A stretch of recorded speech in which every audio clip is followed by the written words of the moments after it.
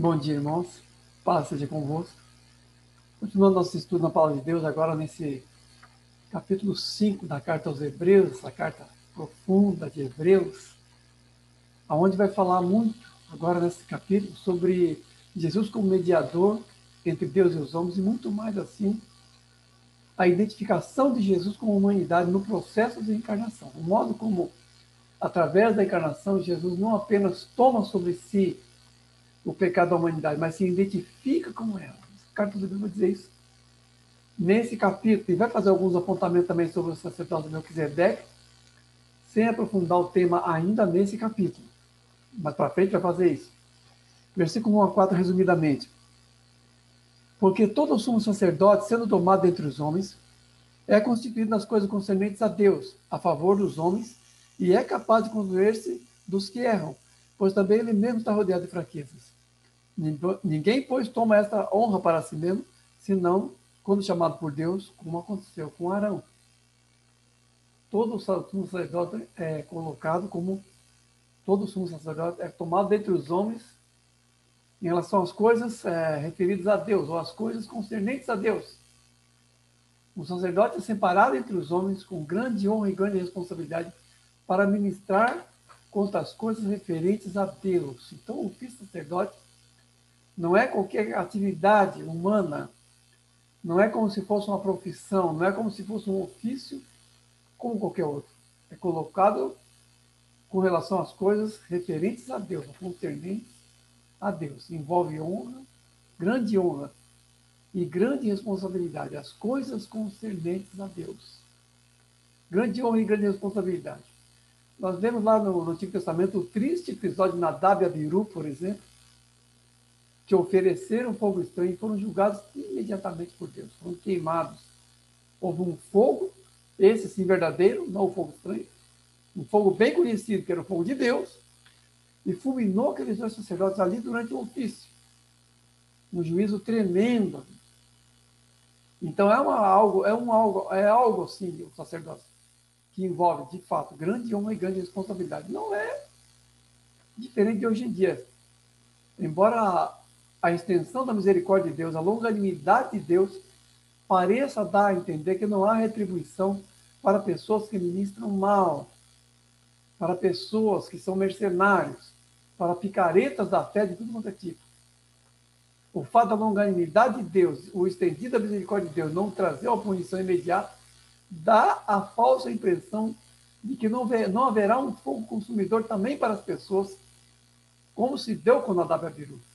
A diferença aqui é apenas de ocasião. Apenas essa.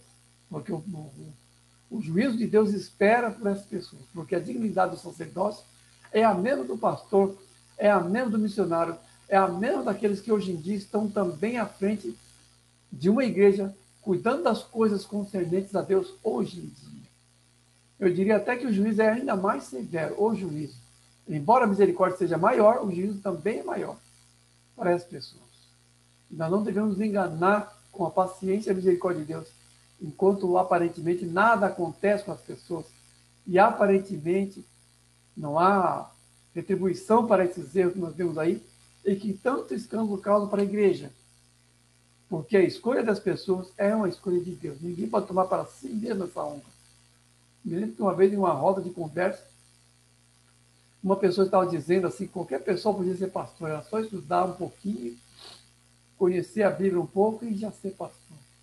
Então, olhando assim, não era, por assim dizer, a minha prerrogativa de falar. Se fosse, eu falaria.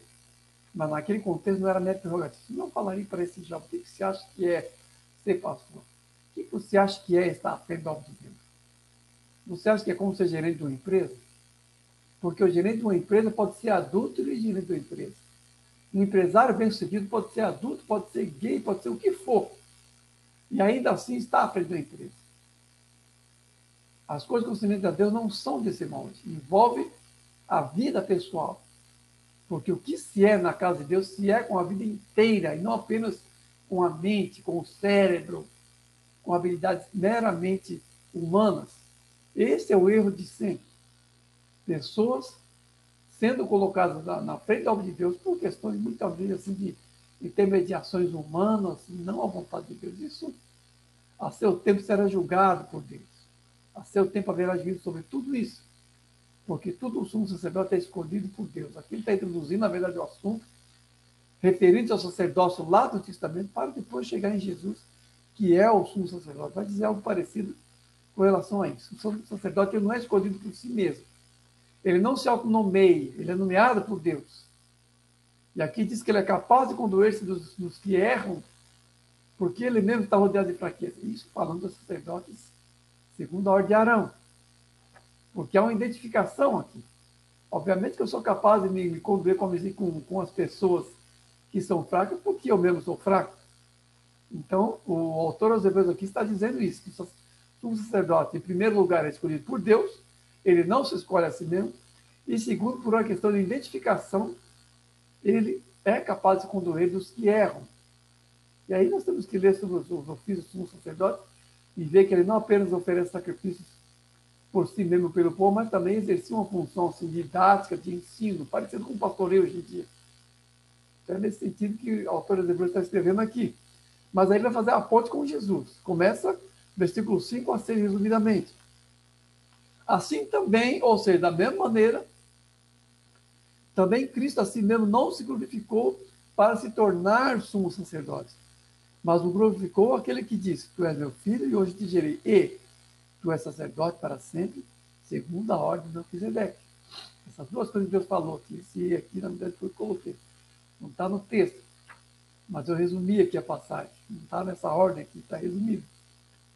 Então aqui, a ponte que o autor dos Hebreus faz entre o sacerdote humano, no caso, aquele que ia uma vez por ano lá no Santo dos Santos fazer sacrifício pelo povo. A carta dos Hebreus vai falar sobre isso. E Jesus é a ponte de identificação. Primeiro, Jesus não se glorificou a si mesmo. Assim como o sumo sacerdote não se escolhia a si mesmo, ele tinha que ser escolhido por Deus, ele foi escolhido por Deus. Assim também Cristo não se escolheu a si mesmo para vir na sua messianidade, mas foi colocado por Deus. Cristo não se glorificou a si mesmo. Até nisso nós vemos assim. A humildade de Jesus. A carta aos Filipenses já havia dito que Jesus se despojou de parte da sua prerrogativa divina para se assumir a forma de servo. A forma de servo. Isso está lá em Filipenses. E aqui a carta dos Hebreus diz também que Cristo não se glorificou a si mesmo, ou seja, ele foi nomeado pelo Pai para vir a esse mundo e se tornar sumo sacerdote através da sua obra redentiva. E aqui nesse trecho, o autor dos Hebreus, de certa forma, assim, pontua as duas etapas desse processo. Porque ele foi nomeado pelo Pai. Quando o Pai disse, tu és meu filho, hoje eu te gerei, a carta dos Hebreus já disse anteriormente, ao introduzir o filho no mundo, diz, tu és meu filho, hoje eu te gerei. Ou seja, a geração de Jesus como Messias se deu no momento da encarnação. Essa passagem, obviamente, não fala que Jesus foi criado por Deus, que Jesus é o sócio de Jeová, como diz o testemunho de Jeová. O testemunho de Jeová fala isso, que Jesus foi criado por Deus. Não. Aqui está falando, citando o filho de Jeremias, referindo-se à encarnação de Jesus. Jesus, quando se encarnou, foi introduzido no mundo por Deus. Quando disse, tu és meu filho, eu te gerei. Ao introduzir o filho no mundo, diz, tu és meu filho, eu te gerei. Então aqui fala da encarnação. Em dois momentos, então, vemos essa escolha de Jesus, ao qual Jesus não fez, foi o Pai que fez, ele não se glorificou a si mesmo para isso, para essa grande obra. E a passagem diz, tu és meu filho, eu te gerei, quando Jesus é introduzido no mundo, e também tu és sacerdote para sempre, segundo a ordem de Melquisedeque. Então, nesses dois momentos, fala da encarnação de Jesus, pelo Pai, ou pela vontade do Pai, não por ele mesmo, e também da entronização de Jesus como sumo sacerdote para sempre, segundo a ordem de Melquisedeque. Vou falar mais sobre isso depois. Mas nós vemos que tanto a encarnação quanto o ofício e a dignidade de sumo sacerdote, que era uma alta dignidade nos ofícios da antiga aliança, talvez era o papel mais preponderante, mais significativo. Essa dignidade também foi colocada por Deus. Tanto a encarnação quanto o sacerdócio de Cristo foram colocados pelo Pai. O Evangelho de João vai dizer isso assim, de diversas maneiras. Quando João Batista vê Jesus passando, diz, eis é o Cordeiro de Deus. Eis o Cordeiro de Deus que tira o pecado do mundo. Então Jesus vai ser aquele Cordeiro de Deus e vai exercer aquela mediação em si mesmo, não é nenhuma mediação alheia, mas em si mesmo ele vai exercer a mediação. O Evangelho de João todo vai falar sobre isso, tanto da messianidade de Cristo quanto de sua divindade. A oração que Jesus faz no capítulo 17 é chamada de a oração sacerdotal de Jesus, capítulo 17, quando ele ora por nós, na verdade. Ora pelos apóstolos, mas numa abrangência maior é por nós que ele está orando ali. E aquilo tudo vai cumprir, então, Isaías 53, porque tu és meu filho, hoje eu te gerei, e tu és sacerdote para sempre, é o cumprimento de Isaías 53. Porque nesses dois ofícios, nessas duas estações, por assim dizer, da redenção, da encarnação de Jesus e no sacerdócio, Jesus cumpre tudo aquilo que estava profetizado com relação ao seu sofrimento, com relação ao preço pago e com relação à sua ordem sacerdotal, que é a ordem de Melquisedeque. O que é a ordem de Melquisedeque? Porque a ordem de Melquisedeque corre por fora. Não é uma ordem arônica. É uma outra ordem. Mas vai ser falado sobre isso para frente. Versículo 7 a 10, resumidamente, diz assim: Ele, Jesus, nos dias de sua carne, tendo oferecido orações e súplicas a quem o podia livrar da morte, embora sendo filho, aprendeu a obediência pelas coisas que sofreu. Tornou-se o autor da salvação eterna, tendo sido nomeado por Deus sumo sacerdote, segundo a ordem de Melquisedeque. De novo, a menção aqui da ordem de Melquisedeque. No Getsemane foi o ponto de maior agonia de Jesus. É claro que depois Jesus foi torturado, foi agredido. Então o sofrimento físico de Jesus veio posteriormente, mas a agonia de alma de Jesus está no Getsemane, o momento que ele ora intensamente. E o Evangelho de Lucas diz que o seu suor tornou-se grosso e espesso como gotas de sangue caindo no chão, rolando pela sua face e caindo no chão. O suor dele. E é um momento assim de intensa agonia. Jesus sentiu todo o peso da paixão que se aproximava do seu sofrimento. Uma hora realmente muito tensa, muito sofrida, de alma, realmente. De angústia muito grande. Em que o Senhor Jesus sentiu o peso dos pecados da humanidade sobre si mesmo. Sentiu o peso. Viu o tremendo preço que estava prestes a pagar para redimir a humanidade, no processo de redimir a criação inteira. Tudo estava sobre Jesus naquele momento. A justiça divina tinha que ser satisfeita dessa forma, através do preço pago pelo Filho de Deus. Esse preço tremendo. Só isso satisfazia a justiça humana. Justiça divina.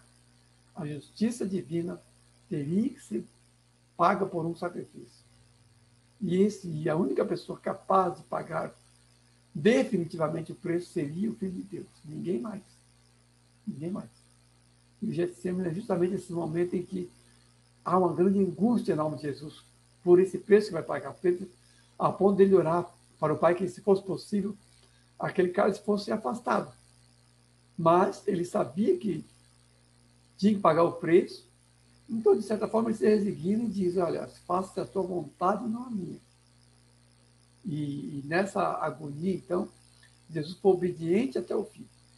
Porque quando finalmente chegam os mandatários, os mandados lá dos sacerdotes, os capitães, os soldados, capitão do templo, os soldados, Jesus ali está assim, se entregando à paixão, na verdade, ao sofrimento e à morte como parte desse concerto que Deus está fazendo com a humanidade, e que é esse preço. Então, Jesus é obediente até o fim e é proclamado sumo sacerdote segundo a ordem de Melquisedeque por essa obediência até o fim. Obediente até o fim e proclamado sumo sacerdote segundo a ordem de Melquisedeque, que é um sacerdócio fora da raiz do sacerdote arônico. Isso vai ser falado mais detalhadamente. Não me engano, no capítulo seguinte, capítulo 6, fala isso mais detalhadamente, a questão do sacerdócio de Melquisedeque. Então, não quero adiantar muito aqui sobre isso. O fato que a obediência ao sofrimento de Jesus é o modo pelo qual ele se identifica com a humanidade. O autor dos Hebreus está fazendo isso também. Ele está pontuando os termos do sacerdócio segundo Melquisedeque, que envolve sofrimento, que envolve angústia, mas que também traz uma identificação de Jesus conosco, que é uma fonte de consolo e de estímulo aos atribulados, porque essa era a situação da igreja lá na época. A igreja estava sendo tremendamente perseguida, tremendamente atribulada naquela época em que a carta foi escrita. E é nesse ponto de suas agonias e seu sofrimento que, de certa forma, a igreja se identifica com Jesus. Nós vimos, assim, várias passagens que Paulo, assim, evoca os seus próprios sofrimentos pessoais como parte de sua identificação com o Senhor. E essa trajetória do Senhor Jesus é a trajetória da igreja também, deve ser a nossa trajetória também, para depois haver a glorificação. É assim que as coisas acontecem, num arco assim, profético permanente. Tá? Depois, assim, no final, diz assim, versículos finais aqui, terminamos a carta. A esse respeito, temos muitas coisas que dizer e difíceis de explicar, porquanto vocês têm tornado tardios em ouvir, pois, quando deviam ser mestres, atendendo ao tempo decorrido, tem necessidade de alguém que vos ensine quais são os princípios alimentares do oráculo de Deus, como necessidade de leite e não de alimento sólido. Ora, o alimento sólido é para os adultos, para aqueles que, pela prática, têm sua faculdade exercitada para discernir não somente o bem, mas também o mal. A esse respeito, tem muitas coisas para serem faladas, difícil de explicar, coisas mais profundas, coisas mais substantivas com relação às coisas mais profundas de Deus. Mas o autor diz que eles, os hebreus, são tardios em ouvir, são pessoas imaturas. E por serem tardios em ouvir, e por serem lentos em aprender e a se submeter ao tratamento de Deus, se tornam imaturos, se tornam incapazes das coisas mais profundas de Deus. E aqui o autor dos hebreus vai falar do leite, o alimento sólido é para os adultos, o leite é para a criança. Está falando da infância da alma aqui. Esse tema da infância da alma já apareceu na Escritura antes, quero retomar aqui para relembrar. Em um arco maior, a infância da alma é muitas vezes assim a infância das nações. Aparece como infância das nações nas Escrituras. Infância dos povos e das nações.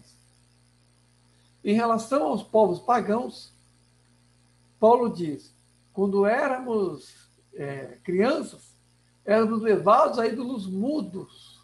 Então, a infância das nações, lá na antiguidade, se revelava em idolatrias grosseiras. Essa é a infância das nações.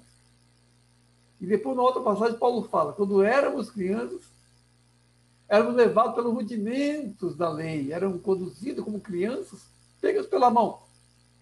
E a lei ali era um tipo de aia, um tipo de adulto conduzindo uma criança. Essa era a infância de Israel nos tempos antigos. A infância de Israel era a lei, e a infância das nações era a idolatria. Mas, digo-se, uma infância coletiva, uma infância maior. Daquilo que Deus vem fazendo no mundo, ou vem tecendo no mundo, isso referindo-se, obviamente, à marcha do reino de Deus no mundo, em estações de maturação da humanidade, tanto Israel quanto os pagãos, para que, a um certo ponto da plenitude do tempo, emergisse a possibilidade da maturidade para ambos os povos, Israel e as nações, em Jesus. Quando veio o Filho de Deus, essa infância é superada. A idolatria grosseira é superada pela pregação do Evangelho. Quando Paulo está lá em Atenas, ele vê o povo imerso em idolatria. Ele sempre uma grande tristeza. Uma grande tristeza quando vê aquilo. E o mesmo Paulo sofre também porque os judeus são apegados ao legalismo. Então, ele tem uma luta dupla aqui de infâncias, de idolatria entre gentios e de legalismo entre judeus. E Paulo está lutando ali em duas frentes, na verdade. Porque, praticamente, assim como um anunciador mais pleno do Evangelho, ele tem essa dupla responsabilidade, esse duplo encargo, e sofre muito por causa disso. De ambos os lados. De ambos os lados. Tem que repelir, muitas vezes, como aconteceu lá em Icônio, teve que repelir a adoração pagã dele mesmo. E depois ser levado às sinagogas, açoitado muitas vezes pelo legalismo renitente dos judeus.